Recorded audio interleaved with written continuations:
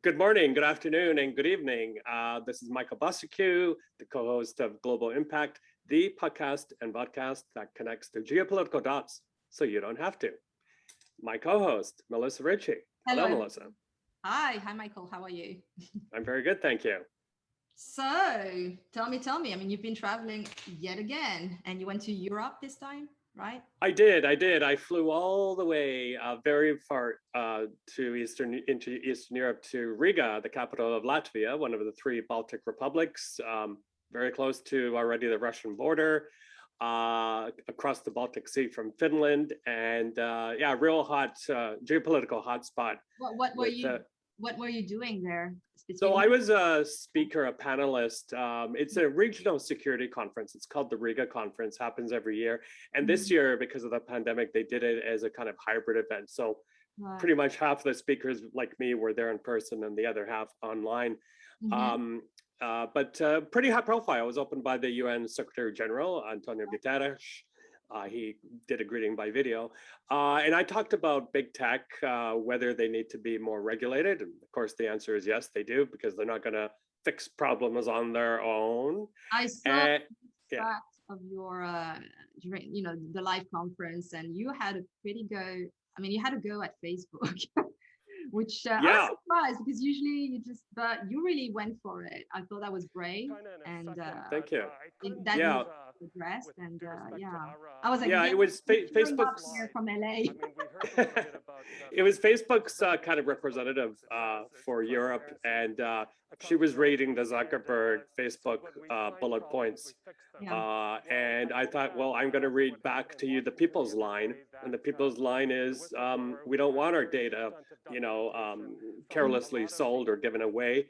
And also, I brought up the issue that they were sitting on research saying that Facebook, the feed, can be very harmful to children. That whistleblower spoke on Capitol Hill and brought that research out. About that, actually. Perfect timing, impeccable timing yet again on our part with our guest coming up. And maybe on that, we can introduce the guest. So our guest today, his name is Thomas Barta, and he's one of the world's premier customer leadership experts. So pretty exciting because we haven't had a guest like that. So he's a former McKinsey partner. He studies how people transform organizations, including the world's largest study with over 67,000 executive assessments on what makes for an impactful customer leader. Thomas, he has consulted and marketed for over 20 years, so a long time, in 14 industries and in 45 countries. His clients include many of the world's most prominent organizations, including over 24 from the Fortune 500.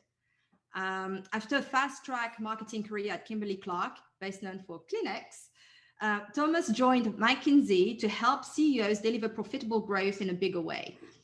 For several years, he shaped McKinsey's highly successful client relationship strategy and as the firm's global directors of client services. Michael, would you like to keep going? Because there's sure. Yeah, it's quite the high flyer, isn't he?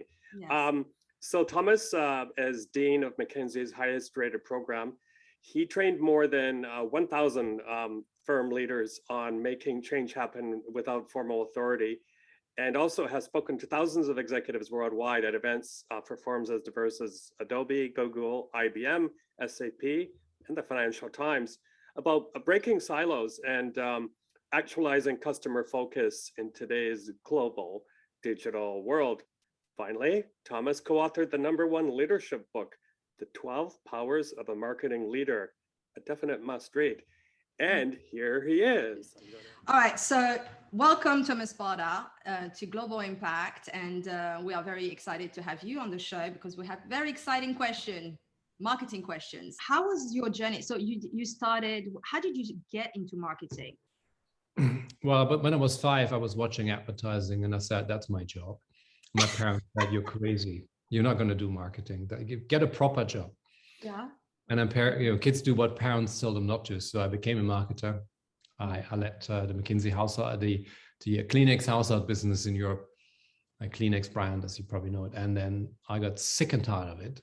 because I felt, you know what, we know customers, finance is making the decisions, I'm out. So I quit and did an MBA and stuff, you know, not just, and I joined McKinsey and I felt I'm going to tell everybody how marketing works, the CEOs. And then I figured that the CEOs already knew that.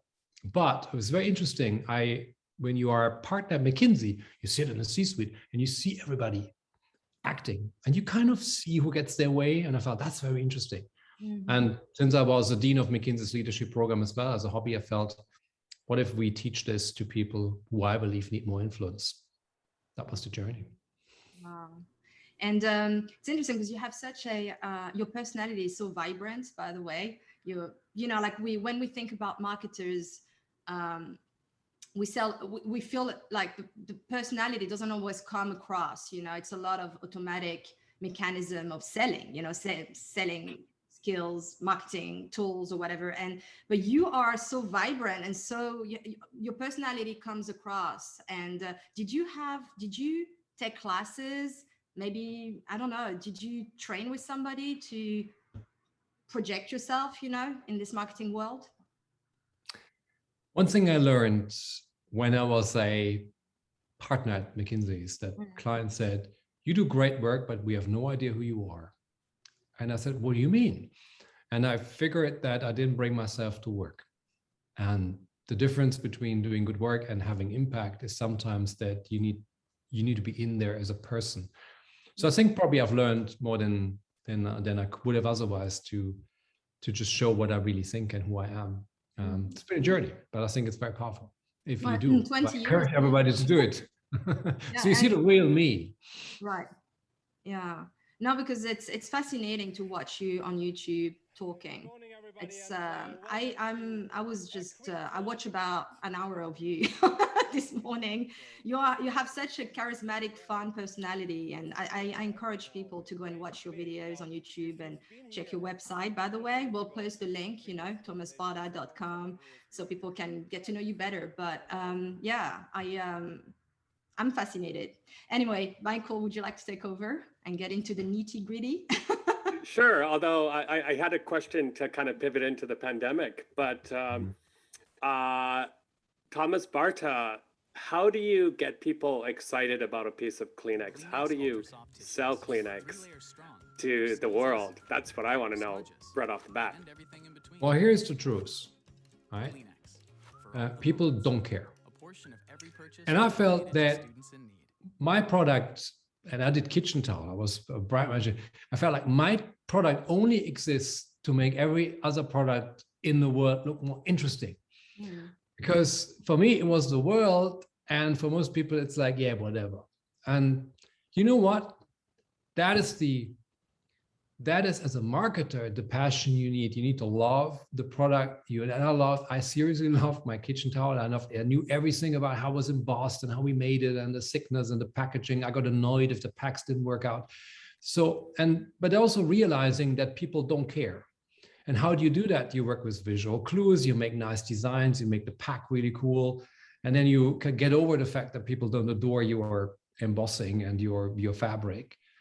But you got to have a passion for the product you're working for. And in fact, if you think about it, you go shopping and behind every single of those packs and boxes and whatever, you know, there is some crazy guy or girl like me who is dreaming and fighting for that shelf space and for that little piece in there. And I think that's what you need.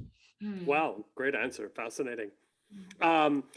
So Thomas, a few months ago, you said more or less the following. You and I were talking about the pandemic. You said that this is a time of change, and we're now at a remarkable period of the crisis. And you said the question I asked people is, what role can you play?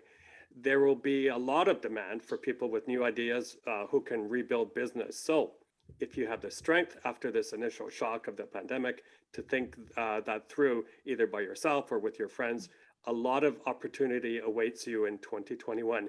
Do you think many people have taken up that challenge and have shown the wherewithal to take the leap, pivot, or reinvent themselves? So you only see the people who did, right? because the people who didn't aren't that visual. Vegan chicken. Can you imagine vegan chicken, KFC vegan chicken? It's going to come out now. It's one of those. Is it pandemic? I think it's related to a pandemic, but also a trend in consumers. And the team there was bold enough to push the idea. Now, if you think about it, vegan chicken, right? KFC vegan chicken. Nothing in a KFC restaurant is vegan.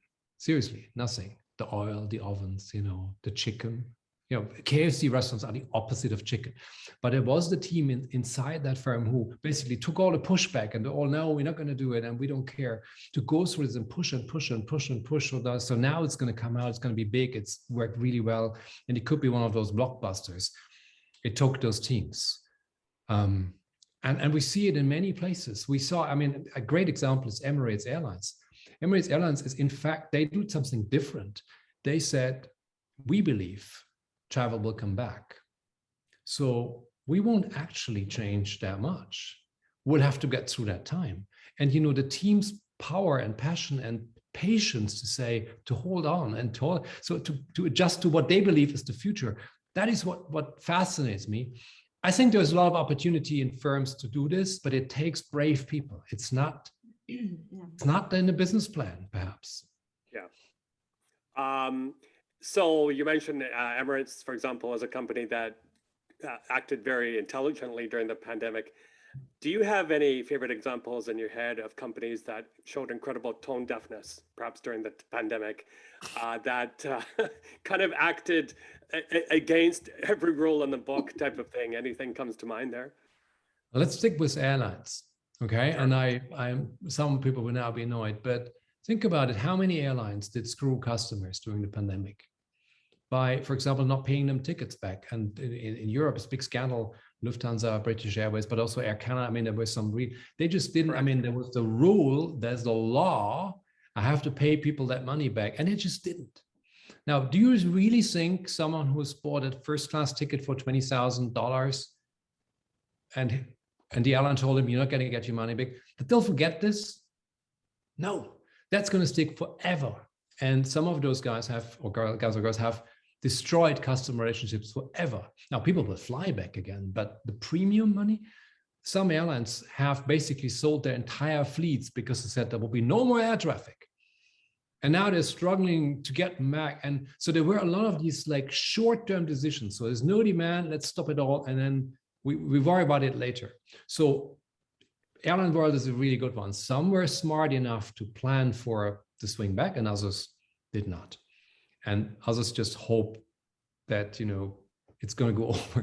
Right. So you see there was a lot of short-termism. And that's why, for example, we now have a supply crisis. Think about how many firms are struggling to get basic goods, as if nobody had known that after a pandemic, things will come back, as if it's a big surprise. No, it wasn't. Like the pandemic, which you had seen a year or half a year before in China appearing, it wasn't a huge surprise. It came to, so there was that short-term thinking. And I think it takes a lot of bravery to think long-term if there's a short-term crisis. Wow, fascinating. Melissa, back to you. Well, actually, talking about the pandemic, our favorite subject, yay. So we have been, on lockdowns for the most 2020 and in front of our screens a lot. And yes, do you feel that the consumers are becoming a little bit numb to digital ads because of the overexposure that we had? In the 90s, there was an interesting time when, you remember, every single ad you saw on TV, on the street, were about mobile phones. Yeah. Mobile phones, telecoms, mobile phones. You got to come to us. They were literally spending billions on getting people to get a phone. There was clutter. And whenever you have clutter in marketing, obviously what happens is people stop seeing you. Mm-hmm. And the same is happening in digital ads. A lot of firms, as we know, are literally throwing money at digital. And the reason it's because it's simple. It is really simple. So there's overexposure. There's a huge level of waste. The president, Bob Leodich of the ANA, has written about the billions of dollars that are getting wasted on this. Yes, there's clutter. And whenever there's clutter, people start to look away. Disconnect, yes. But also now with the vaccine being available, people, everybody's out and about. So is there maybe a way for marketers now to see, like try to maximize this and try to reinvent a little bit marketing through this movement of people wanting to be outside, through banners and, all these things, rather than just pushing everything on digital right now? People are sick of it, I think. Look, I mean, first off, in digital, the bar has just gone up. We've all sat in front of screens for months, so we've seen good and bad. Yeah, you've seen good and bad. You've seen a good and bad website. Even the latest late adopter knows how to order toilet paper online now. I mean, we had it. The bar has gone up. Yeah. But also people are looking for new things. So more of the same. Seriously, do you believe that the next digital online conference you do will be the big blockbuster? No. People are sick and tired. They had it now for 2 years. They want to go out again. After they've gone out for 2 years, they want something. The question is, how do we know that? And as a marketer, if you're really good, we talk to people. And if you step back, you kind of know it. You know what's going on. People are surprised that restaurants are currently full. Seriously? I mean, did you expect that people want to stay home cooking forever? Yes, we run the largest ever trial program on home cooking and homeschooling and home working. We did that, but what's going to stick? Cooking at home, we had it. Working at home, completely different story. People felt that's very convenient. I don't want to go back to the Google office now, if I don't have to. So the question is, how do we understand that? And that has a lot to do with talking to people. Yeah, and how do you do this? I mean, how brands can re-engage in a more effective way with their customers and consumers do you have like some? So here's the big trap. Everybody does big data, and that's really cool, and that's very interesting. Now, big data is awesome because it tells you about the segments and everything. And when you work, I don't know, you work in cars, right? You can tell who buys which car and why, and what the colors are, and how often they went to the website, which is great because you then now know what people did in the past, which is awesome. Now we have changing times. Do you seriously believe? Does anybody seriously believe looking at a big pile of old data is going to tell you what the future will be? No. And that is the big mistake we're making in marketing right now. If instead, I mean, you're going to use big data, that's good. But what if you do cars and you just meet people who buy cars, 2 of them a day, and ask them about what's important now? You have a restaurant, you meet people on what's important now. You make crisps and you ask them what's important now. You'll learn. And big data, right, in changing times, big data leads you into a trap. Because it's a very rigorous way to analyze the past. Right. And there's no flexibility. There's not as much flexibility around it also. Well, it won't tell you what's going to change. Because if you analyze the big data for the last 1.5 years, it will tell you that people want to cook at home. Yeah. That's not true. I mean, that's what they did. But if you know someone, if you know anybody, they will tell you, I can't wait to go out. So I think my point is here. Marketers need to realize that talking to the people they sell to is a really good idea. Sounds really obvious. It's hard to do if you sit in a cubicle. I take responsibility for the vaccination program. I also take responsibility for the challenges we've had. Obviously, some things within our control, some things that are not. And I'm keen to ensure, as we have been over these many months, that we've been turning this around. I'm certainly sorry that we haven't been able to achieve the marks that we had hoped for at the beginning of this year. Of course I am. But what's more important is that we're totally focused on ensuring that we've been turning this around. Yeah, so politicians, in a sense, are professional marketers too. And in my book, I said that political leaders had, for the most part, performed miserably during the pandemic. Had the pandemic been an exam, many world leaders would have to cheat on their finals to receive a passing grade. Do you agree with that? Look, I don't know which politician in the entire world had experience in dealing with a pandemic. I don't think anybody did. And my hunch is that most people were somehow well-intended.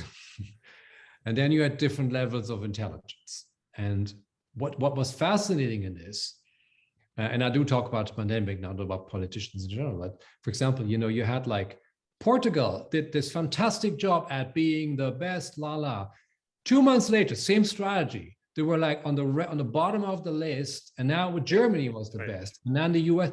So look, I believe that politicians were overwhelmed with what's happening, and I think we all were a little. When the pandemic hit, I was in Singapore, and I felt, okay, I'm going to keep traveling. This is going to go over 2-3 months. We're fine. I had no idea that's going to take 2 years. I really didn't. And so were many people. So I think when it comes to pandemic, I give them a little bit the benefit of the doubt. Right.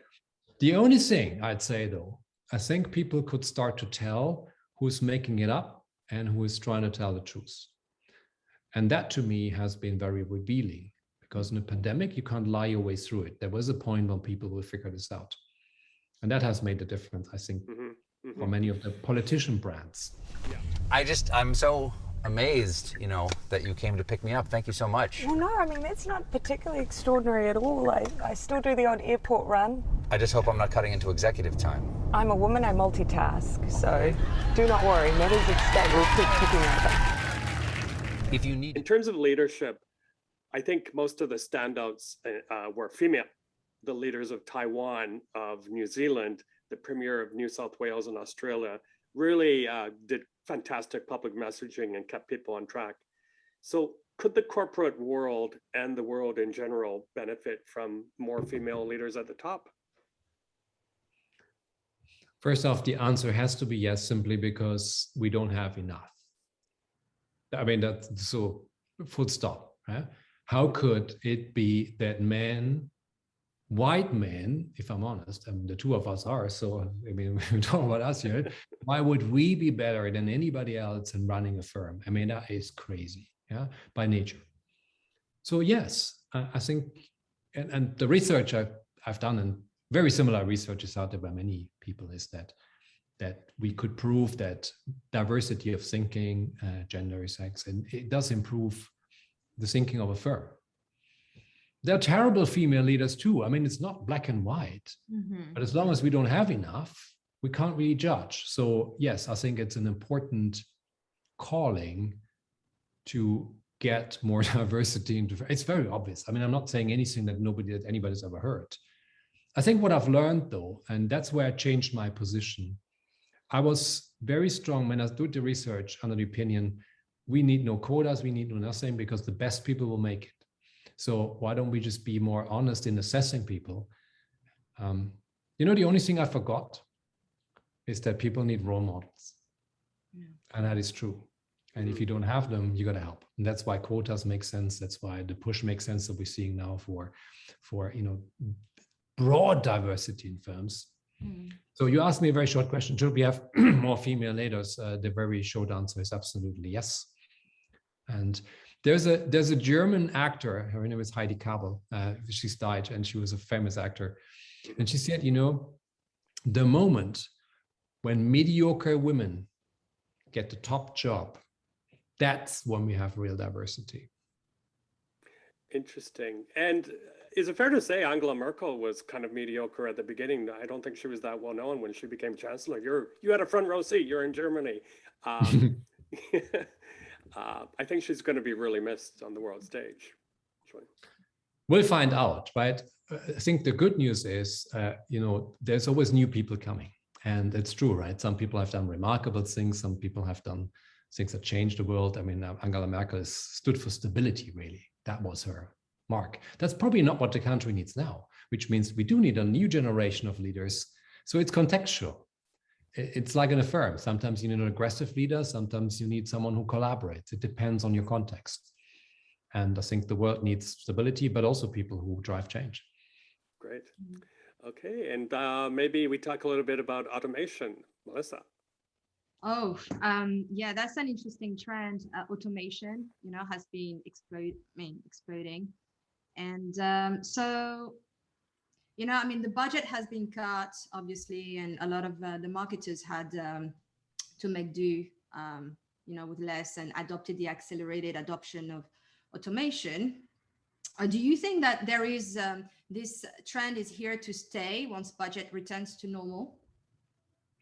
Well, first off, budgets in marketing were cut in firms where people felt it doesn't generate growth.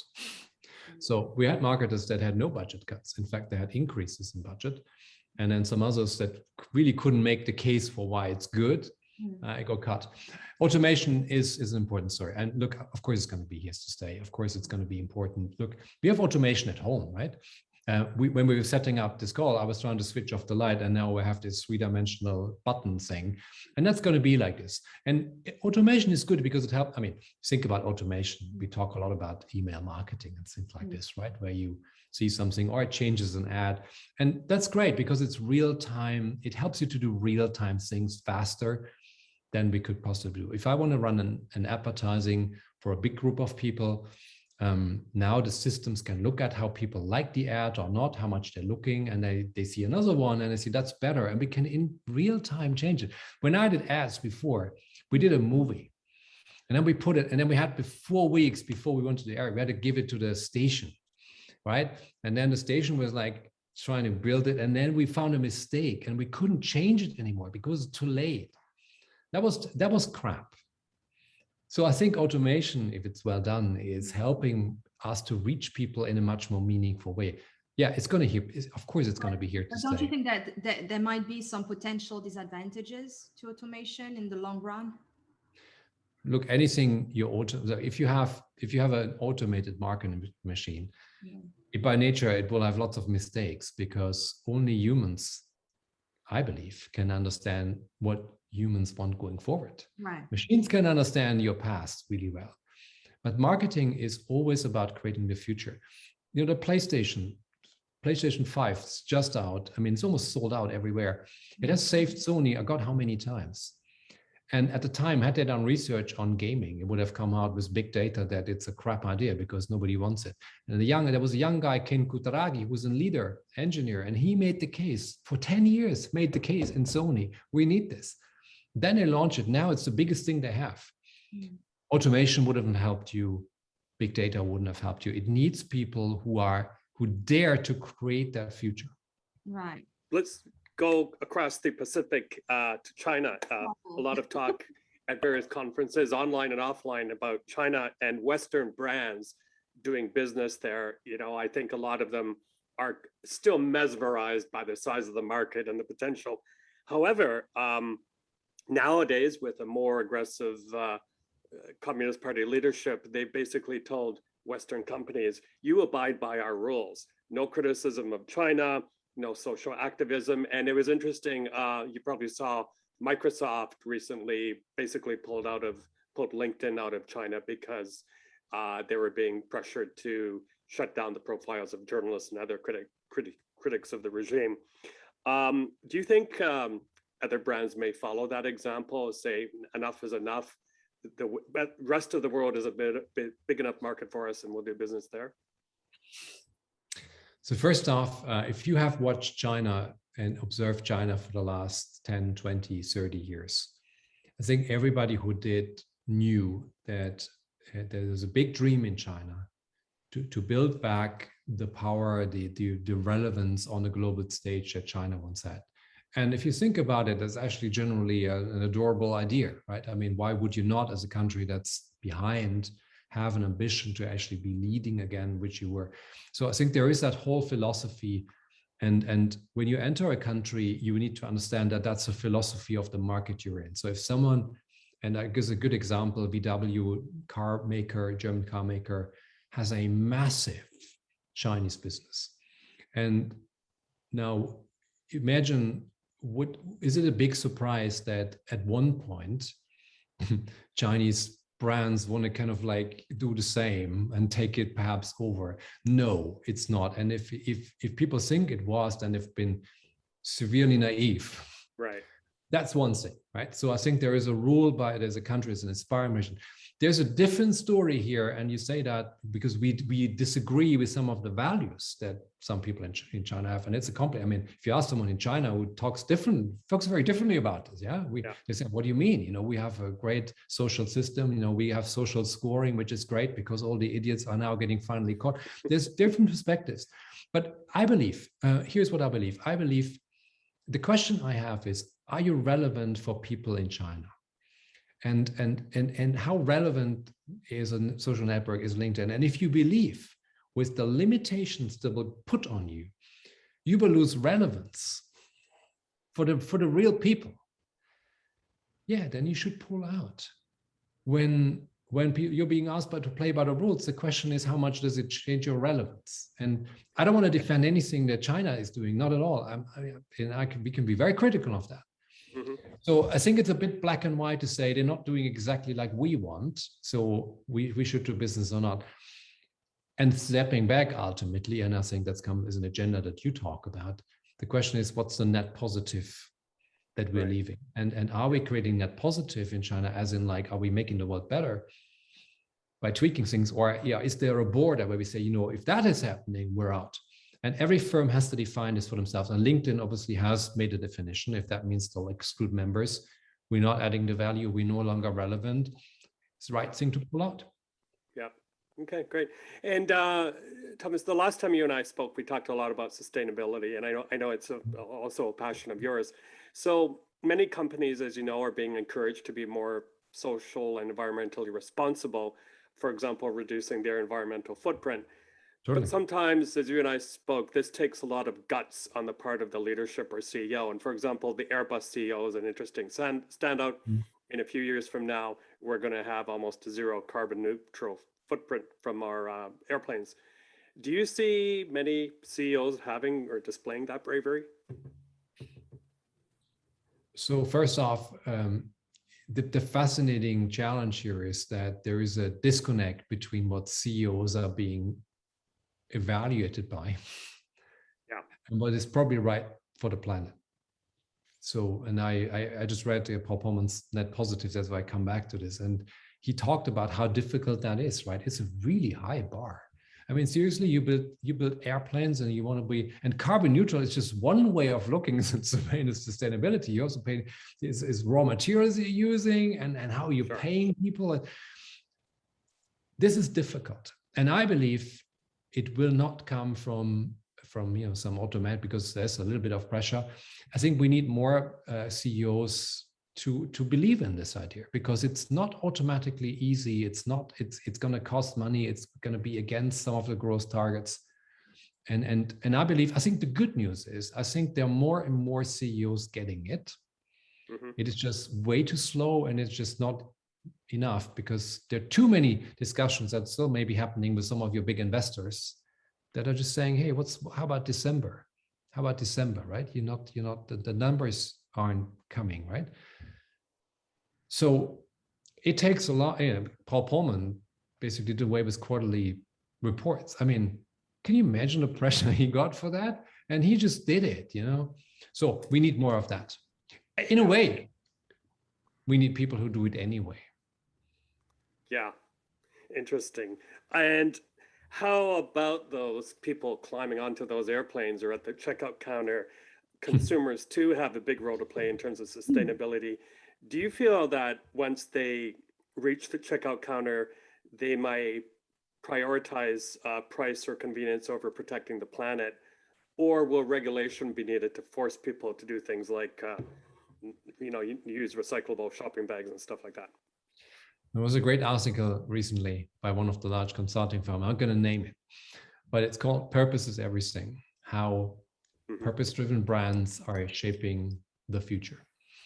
And then 2 weeks later, and this was actually very recent, there was a new report out by McKinsey on the top reasons for people's brand choice in the United States in 2020.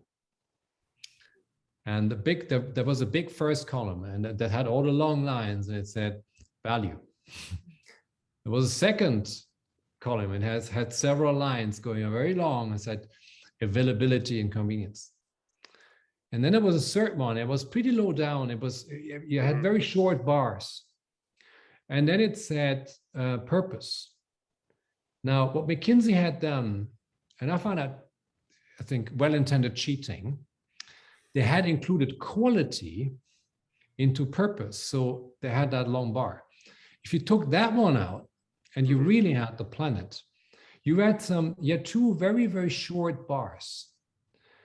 And what this tells you is that right now, there is just a very small group of consumers out there that is truly activist and actually really making choices based on that. And there is the large majority who has simply other priorities. And that is why I believe we can't do without regulation, because the market currently at least doesn't do it. Okay, thank you. Melissa. Well, I'm just going to change and do a flip here. I was watching a video this morning of you about influencers. Become your own influencer. So, well, the influencer market, while getting bigger, is getting saturated. I mean, there's so many firms that are demanding better return on investment, from influencers. What are your thoughts, first of all, on influencer marketing? And second, do you think it's just a passing trend or that's here to stay? So influencers have been around since literally hundreds of years, because there was always someone you trust who had a product or an idea, and then you said, oh, they'll take it, so I'll do it to them. In the 60s, were actors. Now it's people that are basically doing something on the social media that lots of people follow. Nothing new, just a new medium. You got to do proper return analysis and use them. It's awesome. Maybe perfect for your brand. What we have to fix is the gray zones. There are influencers who are doing ads and don't tell people it's an ad, and people believe it's. And so that's something where, on TV, that was easy because you knew it was an ad. We got to fix that. But it's a cool thing. Why not? What I tell people, however, as leaders in firms, you got to be your own influencer, which means if you just follow someone else and pass the chatter on, rather than thinking yourself what is right, you become a chatbot. And chatbots are very easy to replace. And every leader in a firm, be it a CEO, be it a marketer, have to have their own perspectives and not just copying what someone says on Twitter. But what about integrity in this very wild, it's the wild wide west right now on YouTube and everywhere. Yeah. I mean, it is, right? Well, that's what I mean. Right? Authenticity, integrity. I mean, how do you become your own influencer while retaining, your own, like staying true to yourself, authenticity? What advice would you give to people who are trying to sell a product or a service and branding themselves as influencers and, and still have a... Yeah, I mean, first off, the marketers need to help fix that problem, because if you're spending money on shady people, can't blame them. Sorry, you're like, you're the drug dealer. Come on, you're giving the money. So look, every marketer, we have to be very selective and have high standards. Did you mention the word being influencer or something? So I said, look, there are influencers that are, I believe that people have a valid opinion. There are lots of people who basically are very good with the camera. And if you really look at the stuff, you see like it's just hot air. I call them bin influencers because I believe you should go into the bin. And you got to unfollow the bin influencers. Now and especially now younger people, in fact, very young people, in fact, are actually much better than that, than middle-aged people who still take for granted what someone is writing. Younger people are actually much more critical about this. And that's pretty cool. And that's a great thing that we're seeing. But again, marketers, marketers need to spend the money on the right people. If you had chosen a porn actor, right, who may offend a lot of people, or maybe someone who did crimes, to promote your product on TV, that would have been wrong a long time ago. So we got to be selective about that. Right. So there's a responsibility to marketers towards. There's a big responsibility because you have money. If you think about it, marketers, I believe, could, in theory, be the most influential people in the world. Think about how powerful communication is. Think about how powerful it is if someone is changing a product that everybody buys. They can influence prices, what people can afford. They influence where products are. This is hugely powerful. This comes with a massive responsibility. You can't just go there and just do some stuff. This is a really, really responsible role. And you got to be hold yourself to the highest standards. Yeah, well, that's important to address because, I think we need to hear that. A lot of people are losing trust towards brands, influence. You know, this whole influencing world, when it started, it was new, fresh. People were more raw, authentic, and then it became a big machine. And so now we lost. We don't know who to trust, who not to trust anymore. And I think we need to get to the root of where we start to resolve this issue, because it's a bit mess. I think it's a big mess at the moment, but thank you for that. Michael, would you like to take over? Sure. We just had a couple more topic areas, and then we'll go to quick rapid fire questions so we can get to know you better, because we kept you a bit longer. So speaking of regulation, big tech has been, as you know, in a very unfavorable spotlight lately. Facebook, for example, has been caught sitting on research that showed that their feeds are actually very damaging to children. My question here is, do you believe that these big tech companies will change their ways on their own, or are they going to have to be forced to play a better game, if I can put it that way?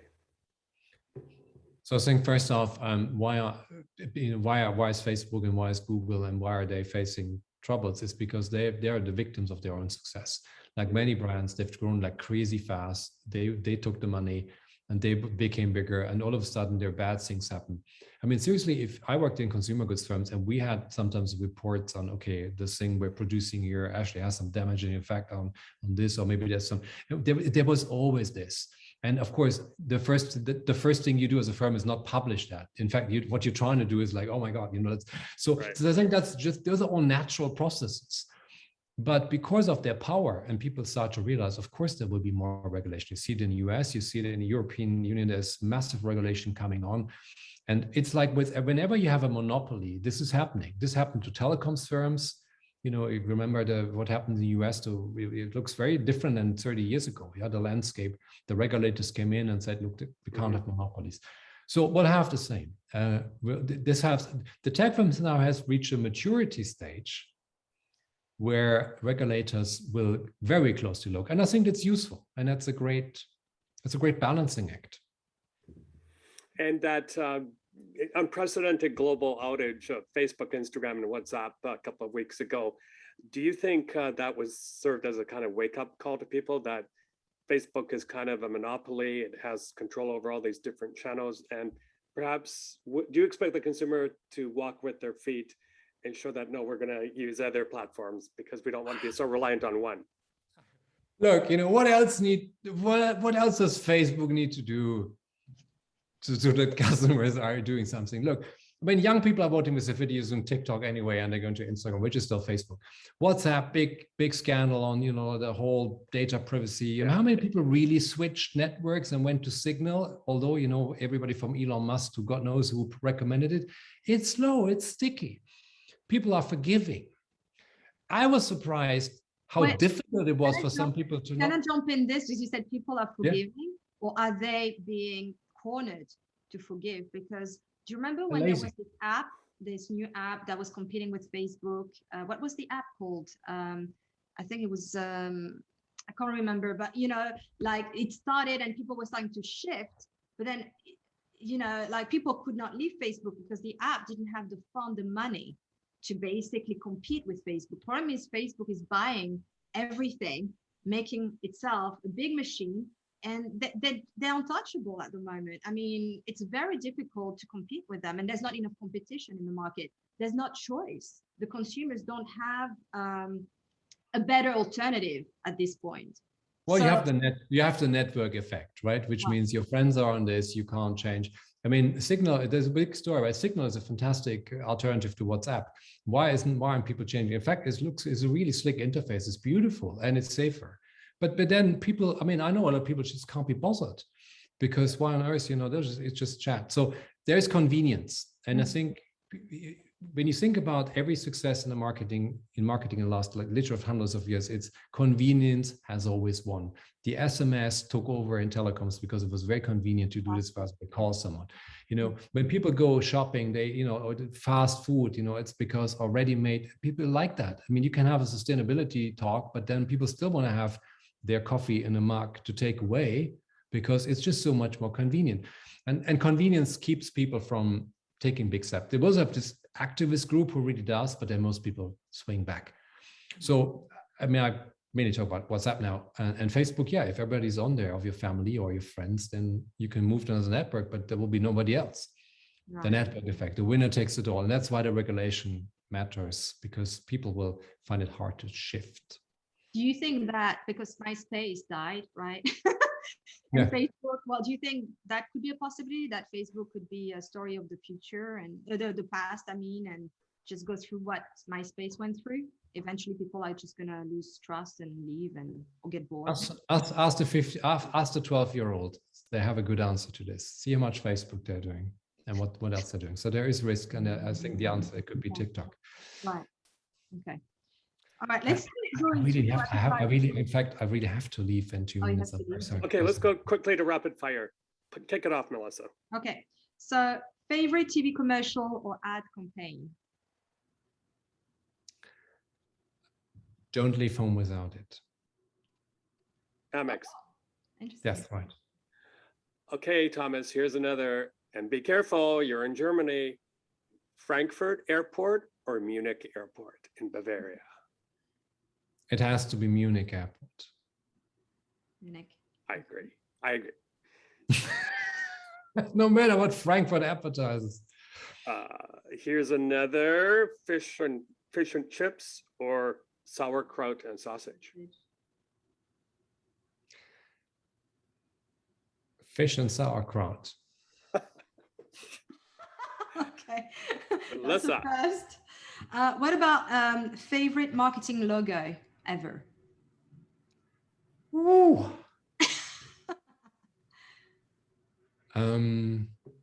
I like British Airways logo. You do? I do. I like the flag, the flying flag. Margaret Thatcher didn't. And that's okay. Other than Germany, of course, your favorite country to visit, to travel to? Thailand, where I have friends. Okay. Oh, okay. I think we went through all the questions. Yeah, that's great. Yeah, so well, thank you so much, Thomas, for giving us this time and just sharing your knowledge with our audience. And yes, Michael, would you like to? Yeah, thank you very, very much. It was very inspiring. We love your examples and your anecdotes, and let's maybe reconvene in a year or in person, even better. Melissa and I will come to Germany and we'll interview you there, and we'll talk about all the other topics we didn't have time for this time. So thank you again. Fish and sauerkraut. Right. It would be a great pleasure, and it's always a joy to be with you. And I do admire the thinking and the discussion you're driving, because I think it's really important. So thank you for that. Thank you. Thank you. Very kind. Have a good day. Bye. Bye, Thomas. Okay. So that was a lot of fun. I think we touched on a lot of topics there that is going to resonate with each and every listener, whether they're traveling or buying things or thinking about how to better protect the climate. And don't forget, I think it's just in a couple of weeks from now, there's that big climate summit going on in Scotland. So I'm glad we touched a little bit on that too, because these are all topics that a lot of talk about. Yeah, and it's relevant to consumers and companies and brands. Everybody, right. It's relatable to everybody, and he demystifies a lot about the questions that people have right now and things that matters, because I mean, marketing is everywhere. It's everywhere. I mean, right now. So all of you CEOs and heads of state watching, you're welcome. Michael said it. Yes. Free advice from an expert.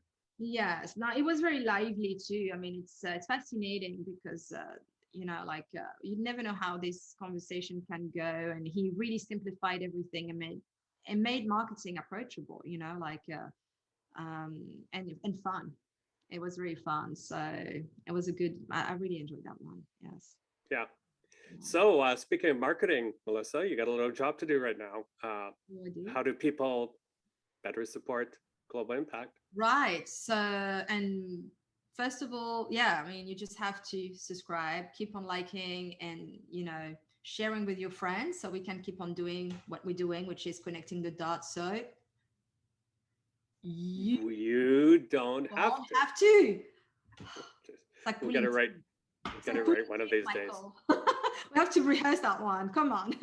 And also we want to thank Pretty Bali, our producer, assistant producer back in the UK, who's doing an amazing job, helping all the time at any hours. Right. She's up when we are, when she's supposed to be sleeping, she's up and doing all the research for us and being available. So thank you, Pretty, for all the work you're doing for us. And absolutely. And stay tuned, because the upcoming guest, we're not going to name him or her, but look, a lot of you have been in lockdowns, haven't you?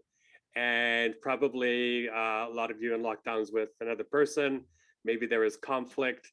How do you negotiate your way out of that? And a lot of word hotspots right now too, where there's conflict, which seemingly have no end. So the person we're having on is going to talk a lot about how do we resolve issues, how do we put conflicts to bed, that sort of stuff. It's fascinating, going to be a fascinating topic. We can't wait. Yes. Yeah. I definitely should. We should probably do like a role play. Sure. I want to get back into my acting roots. Oh, absolutely. Yeah, maybe I should come down to Hollywood. We'll film some role playing. Yeah, that didn't come across very well. But anyway. All right. So people, don't forget, subscribe, like, share with your friends, and we'll see you on the next one. Take care. Bye-bye. Thanks a lot. Bye-bye. Bye.